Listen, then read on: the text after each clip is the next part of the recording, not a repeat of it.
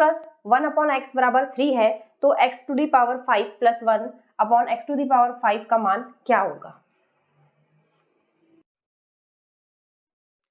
Question solve करने के पहले मैं एक दो फॉर्मूले बताऊंगी, वो फॉर्मूले आप याद कर लीजिएगा, क्योंकि क्या होता है कि ये जो इस टाइप के क्वेश्चन जो है ये पावर बदल बदल के ये सारे एग्जाम्स में आते हैं, बस इसमें पावर बदलती जाती है, बाकी कंसेप्ट सेम यही रहता है। तो उसके लिए कुछ ये बेसिक जो पावर्स है उनके तो हम वैल्यूज हम याद कर लेंगे। जैसे x प्लस 1 अपॉन एक्स बराबर n दिया हुआ है, तो x square plus 1 upon x square जो होता है वो होता है n स्क्वायर माइनस 2। और वहीं पर यदि x cube plus 1 upon x cube पूछा है तो ये होता है n क्यूब माइनस 3n। ये जो है बेसिक है एकदम, यदि ये दिया हुआ है और ये पूछा है तो ये n स्क्वायर माइनस 2 होता है, जहाँ पर ये n है और ये जो होता है इसके बराबर होता है। पर वहीं पर यदि ये पावर्स बढ़ जाती है तो फिर क्या होगा, जैसे अभी फिलहाल के लिए ये वाला देखते हैं हम, ठीक है। एक्स टू दी पावर 5 है plus 1 upon x to the power 5 है, तो ये कुछ नहीं बल्कि क्या है, ये x square plus 1 upon x square into x cube plus 1 upon x cube minus x plus 1 upon x, यही है ये। अब मैं बताऊंगी कि कैसे ये है, अभी सॉल्व करते हैं इसको।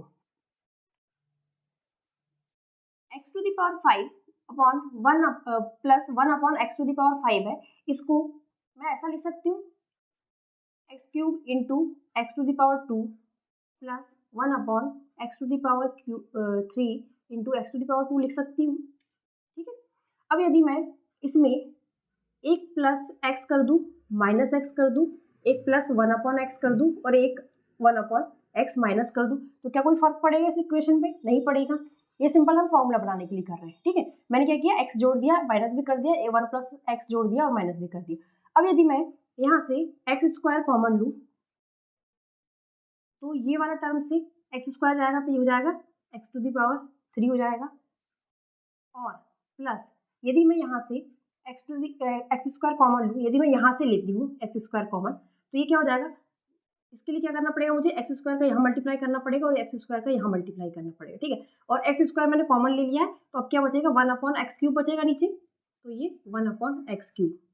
तो ये वाली टर्म हमने यूज़ कर ली और ये वाली टर्म भी हमने यूज़ कर ली है, ये वाली भी और ये वाली भी, ठीक है। तो ये ब्रैकेट क्लोज। अब प्लस यदि मैं यहाँ से 1 अपॉन एक्स स्क्वायर कॉमन ले लूँ, तो यहाँ से मैं 1 अपॉन एक्स स्क्वायर कॉमन ले लूँ तो क्या बचेगा,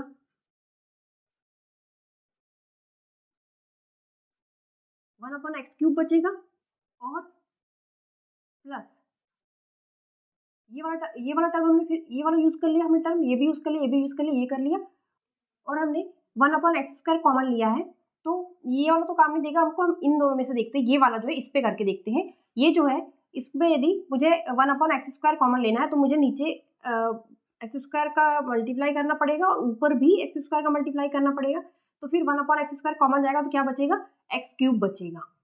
ये हो गया, तो ये टर्म भी यूज हो गई हमारी, ये हो गई, यूज हो गई, ये हो गई, ये हो गई और ये वाली। तो बचा क्या यहाँ पर, माइनस में बाहर लेते हैं तो ये एक्स प्लस 1 अपॉन एक्स बच रहा है बस।